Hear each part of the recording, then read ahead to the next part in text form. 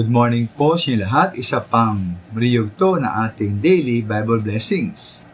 Pamagat po na ating aring umaga ay mahirap ngunit dapat. Mahirap ngunit dapat.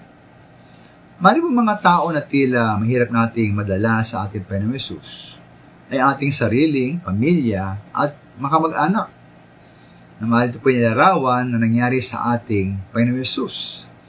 Ayon po sa Mark chapter 6 verse 4, bilang tugon po ng ating Panginoong Hesus sa mga taong nagdududa sa Kanya at sa Kanya ay nanghamak, sabi niya po, ang isang propeta ay ginagalang ng lahat maliban ng kanyang mga kababayan, mga kamag-anak at mga kasambahay.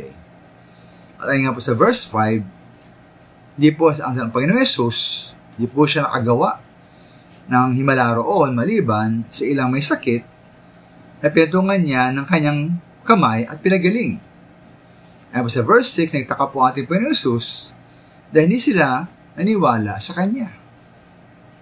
Marito rin po ating sariling karanasan, di po ba?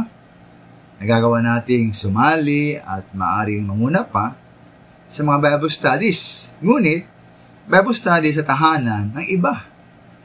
Magbigay ng gospel tracts sa iba. Mag-soul winning sa iba. May po sa ating sariling pamilya, mga sa buhay at kamag-anak, maaring napakahirap gawin. Ngayon po sabihin pa naman dito ay hindi na dapat magmalasakit para sa kaligtasan ng ating pamilya. Sa mga Gawa 16:14, doon po binuksan ng Panginoon ang isip ni Lydia at naniniwalaan niya ang pinangaral ni Pablo. At bilang bunga po ay sa verse 15, nagpabautismo si Lydia at ang kanyang buong pamilya. Opo, ang kanyang buong pamilya ni Lydia ay nabautismuhan. Sa verse 31 naman po, sabi ni Pablo at Silas sa bantay ng bilangguan, na sumampalataya siya kay Kristo at mailigtas siya, pati ang kanyang sambahayan. Ito nga po nangyari sa verse 33, nagbabautismo siya, pati ang buo niyang sambahayan.